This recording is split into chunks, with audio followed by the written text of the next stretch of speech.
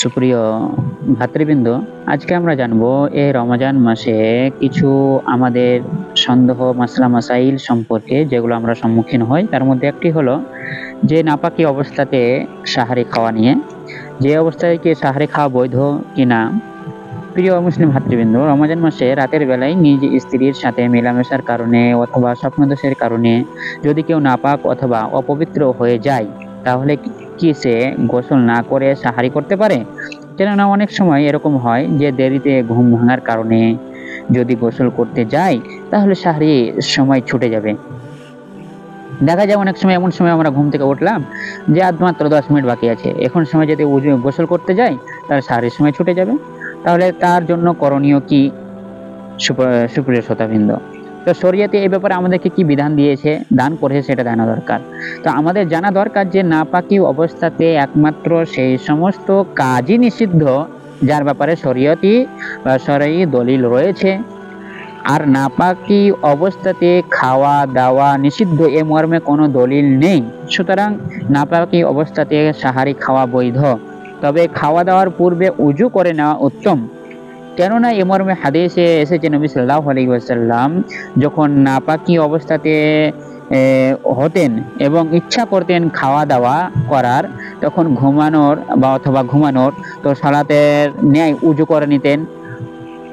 তার মানে বুঝতে পারলাম যে এটা আদেশ স্বরূপ নয়, এটা একটা মুস্তাহাব জিনিস। আমরা যদি মনে করি যে আমি নাপাকি হয়ে গেছি, এখন কিছু খেতে যাবো, তাই আমার খাওয়ার পূর্বে আগে গোসল করতে হবে না, আমি বুঝতে পারলাম যে উজু করে নেওয়া এটা আমার জন্য মুস্তাহাব, যেমনভাবে মুসলিমের হাদিস দ্বারা প্রমাণিত। আর অনেক সময় দেখা যায় যে আমরা এমতো অবস্থায় ঘুম থেকে উঠি যে ফজরের আজান হয়ে গেছে, তাহলে এই অবস্থায় আমার করণীয় কি? আমরা কি সেদিন সিয়াম পালন করব না ছেড়ে দেব? তো এই অবস্থায় আমার করণীয় হলো যে আমরা সাহারির সময় শেষ হয়ে গেলে আর আমরা কিছু করব না, আমরা সিয়াম পালন করে নেব এবং পুরো দিন অতিবাহিত করে দেব, সিয়াম থেকে যাব, সম্পন্ন হয়ে যাবে ইনশাআল্লাহ, যেমনভাবে সহিহ বুখারীর হাদিস দ্বারা প্রমাণিত। সুপ্রিয় শ্রোতাবৃন্দ, তার মানে এখান থেকে আমরা বুঝতে পারলাম যে প্রথমত বিষয় যে নাপাকি অবস্থায় খাওয়া দাওয়া এটা নিষিদ্ধ নয়। দ্বিতীয় যেটা জিনিস সেটা হলো যে নাপাকি অবস্থায় উজু করে খাওয়া দাওয়া এটা হলো মুস্তাহাব জিনিস, উত্তম জিনিস। কাজেই সাহারি খাওয়ার জন্য নাপাকি অবস্থায় আমরা খেতে পারি, ওটার জন্য পবিত্রতা গোসল করার শর্ত নয়। অনুরূপভাবে আমরা বুঝতে পারলাম কেউ যদি এমন সময় নাপাকি অবস্থায় উঠে যে ফজরের সময় হয়ে গেছে, সাহারির সময় শেষ হয়ে গেছে, তাহলে সে আগে ওরকম অবস্থাতেই সে সিয়াম পালন করবে।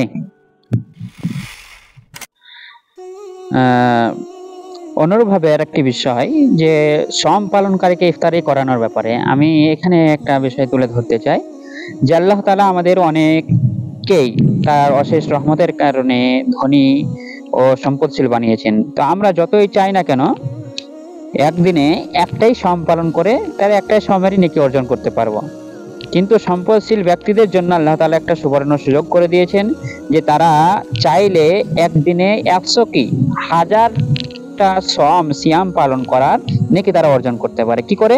তারা একসাথে 1000 জন সিয়াম পালনকারীকে ইফতারি করিয়ে দিল, ব্যাস তাদের যতটা সমপরিমাণ নেকি হয়ে যাবে। যেমনটা হাদিসে বর্ণিত রয়েছে তিরমিজির, যে কোনো সম পালনকারীকে যে ব্যক্তি ইফতার করায় সে ব্যক্তির জন্য সম পালনকারীর সমপরিমাণ নেকি রয়েছে, কিন্তু এর ফলে সম পালনকারীর নেকি বিন্দু পরিমাণ কমানো হবে না।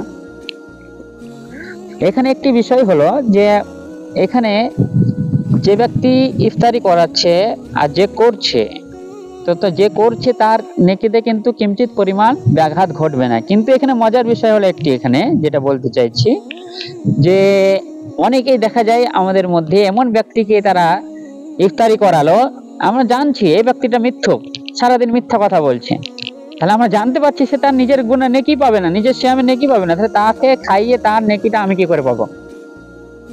অনুরূপভাবে আমরা দেখতে পাচ্ছি কোনো ব্যক্তি রয়েছে যারা চুগলি গীবত সারাদিন এরকম পরনিন্দা করে করে বেড়াচ্ছে আর দিন কাটাচ্ছে। অনুরূপভাবে তারা আমরা দেখছি সারাদিনে এক ওয়াক্তের নামাজ পড়ে না, কিছু না, অন্যান্য দিন কোনো নামাজের পাত্তা নেই, কিছু নেই। তো এমন ব্যক্তিকে আমরা ইফতারি করিয়ে মনে করছি যে তার সমপরিমাণ নেকি পাবো। একটা ভাবুন যে ওই ব্যক্তি তো নিজেই নেকি পাচ্ছে না, তাহলে ওর নেকি আপনি কি করে পাবেন? প্রিয় মুসলিম ভাতৃবৃন্দ, এরকমই আরেকটি বিষয় যে আমরা এরকম সিয়াম তো পালন করি, কিন্তু তার সঙ্গে সঙ্গে আমরা অধিকাংশই আছি যারা শিরকের মধ্যে লিপ্ত আছি। তো এখন বিষয় হতে পারে যে তাদের অবস্থা কি হবে, তারা কি সে সিয়াম পালন করার যে এত ফজিলত সেটা কি তারা পাবে? কেননা এর একটি বিশেষ ফজিলত রয়েছে। তো রমজান মাসে আসলে আমরা রাতের ঘুম কত কষ্ট করে আমরা এই রমজান মাসে সিয়াম পালন করি বলেন তো। রাতের ঘুম আমরা আড়াল করে দিয়ে রেখে রাত্রি 3টে 2:30-র দিকে উঠি, আমরা খাওয়া দাওয়া করি, খেতে না পারলেও কত কষ্ট করে শুকিয়ে থাকে, চোখের সামনে নানা রকম খাবার থাকে তবুও খাই না, আমরা কত কষ্ট করে আমরা সিয়াম পালন করি।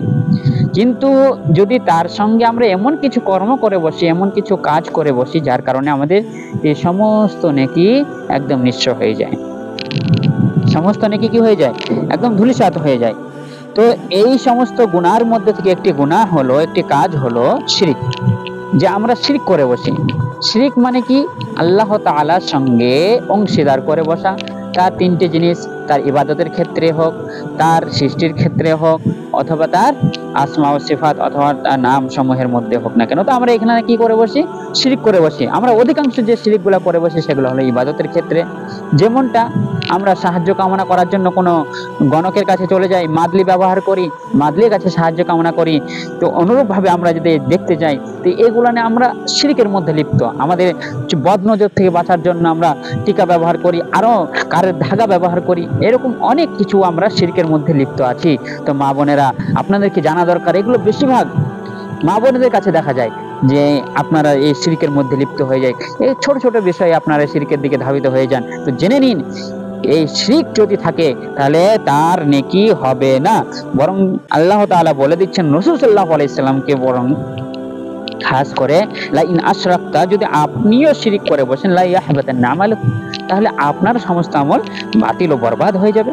শুধু এটা এই নবীর জন্য না, এটা সমস্ত নবী যে এসেছে তার পূর্বেও এটা ওহী করা হয়েছিল। তাহলে আমরা বুঝতে পারলাম, যদি আমরা নেকি যত খাটাখাটনি করি না কেন, যতই দূরে থাকি না কেন, আমরা সেই নেকি ইবাদত করার চেষ্টা করি, যদি আমরা শিরক থেকে দূরে না থাকি তাহলে সবকিছু নিঃস্ব হয়ে যাবে। এই বিষয় যেটা আমাদের বেশি সম্মুখীন হতে হয় প্রায় প্রতি রমজানে, যখনই শেষের দিকে আসবে তখন এই বিষয়টা নিয়ে সম্মুখীন হতে হয়। সেটা হচ্ছে রমজান মাসে ফিতরায় জাকাতুল ফিতর নিয়ে আমাদের সম্মুখীন হতে হয়, যে আমরা কি দেবো, টাকা দেবো না খাদ্য দেবো, টাকা দেবো না খাদ্য দেবো। এদিকে কি অনেকে আছে খাদ্য নিতে চাই, অনেকে টাকা নিতে চাই, অনেকে বলে যে টাকা দেওয়া সুবিধাজনক। এ নিয়ে আমাদেরই তা আমাদেরকে সর্বপ্রথম মাথায় রাখতে হবে যে জাকাত ফিতরা দেওয়া, ফিতরা জাকাত দেওয়া এটা হলো একটি ইবাদত, আর এটি ইবাদত তেমন ভাবে গ্রহণীয় হবে যেমন ভাবে আল্লাহ এবং তার রাসূল বলেছেন।